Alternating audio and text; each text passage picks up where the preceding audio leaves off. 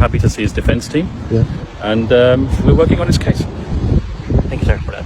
So, Attorney Kaufman, the ICC is in trouble after the U.S. placed sanction on Chief Prosecutor Karim Khan, who also faces a serious personal allegation. His email and bank account are reportedly blocked. So, our question is, number one, what happens now the case against former President Duterte?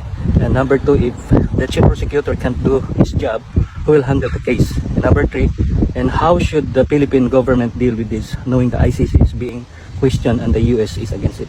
Well, let's start with the last question. Yeah. I think that the real prosecutor in this case is actually in Manila, sitting in his palace. He's the person who threw President Duterte over here to the Hague. He's the person who used the office of the prosecutor as a tool in his political campaign, and it won't work.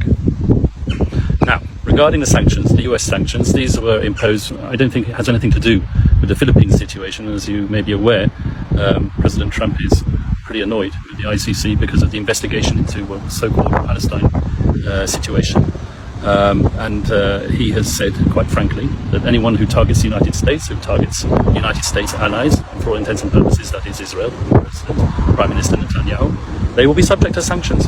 Now, at the present moment in time, these sanctions are only affecting one person in particular. That's the Chief Prosecutor, Karim Khan, who has now suspended himself because of the allegations of sexual misconduct. I'm not going to go into those allegations. It's not my role to pass judgment.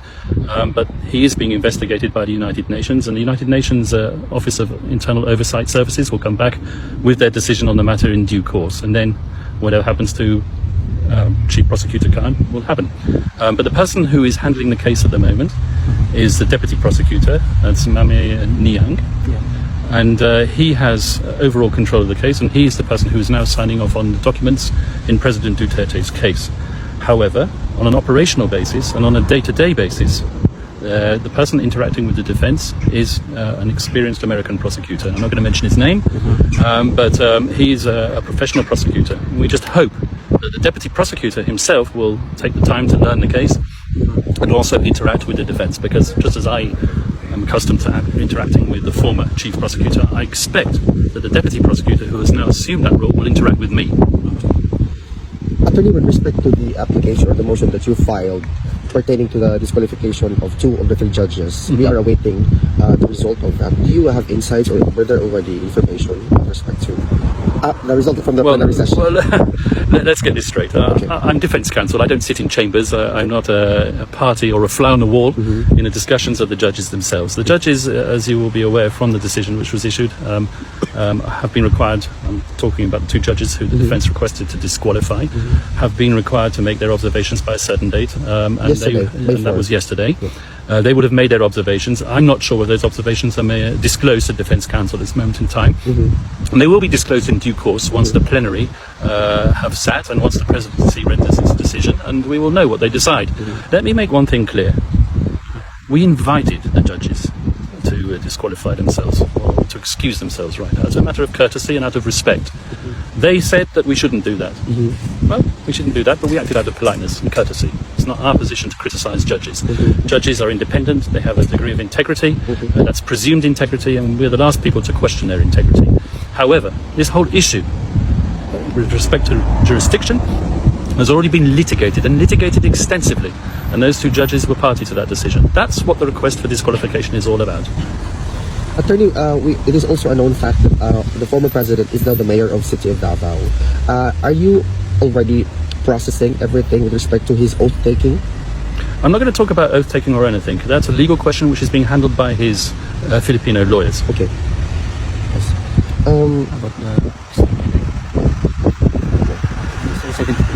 Oh yeah, he's been there for 73 days already, held inside the ICC detention facility, attorney. Do you think that we're looking at years, or hopefully the soonest possible time that he'll be released? As far as I'm concerned, it's always the soonest possible. As I've told you many times before, there are certain preconditions which have to be met before an individual can be released at the ICC. It's not like one of your run-of-the-mill criminal cases where you can post bail and just get out and go home. No, in order for someone to be released here, there has to be a willing state party capable of receiving him onto its territory. And that's what we're looking at. It's a long process. It's something which requires a certain degree of diplomacy. And let me just come back once again to this whole issue of the elections. Okay? People miss the point. Okay. The former president won a landslide victory. Yes. As far as I'm concerned, that's a finger in the eye to the people who threw him over here. Correct. That's the real point of the elections. It was a protest vote. Yes. Attorney, with respect to the prosecution's request or motions, twice they were granted that the presentation of witnesses will be extended. What is the implication of that with relation to the longevity of the trial in general? Well, perhaps if we feel that we've been disclosed statements and witnesses' evidence at a late stage, then it could formulate a request on my part for the postponement of the confirmation hearing, but I'm not asking to postpone a confirmation hearing at the present moment in time at all. In fact, I'm quite happy for it to be brought forward, and I wish it would be. Because currently, Attorney, there has been a report that one of the senator of the Philippines found out that there were ICC investigators already in the Philippines right now trying to ask retired policemen or policemen to sign a, what do you call that? An affidavit, to strengthen their case here in the ICC. Is this also in line with the particular request that they have to delay the presentation of the witnesses? I don't know what's going on in the office of the prosecutor. I've heard these allegations. I'm certainly not going to comment on the evidence in a media interview. I'm not allowed to do that, and I do not propose to do that. But I've certainly heard of these allegations, and they will be processed by the defense team and used in due course. Should the government of the Philippines, the president himself, request for the ICC that our former president be brought back to the Philippines, can that be facilitated? Yes. Thank you. Attorney, is there something that you want to address the Filipino community all over the world with respect to what's happening, what we see as an illegal detention and a curtailment of his freedom as a Filipino citizen?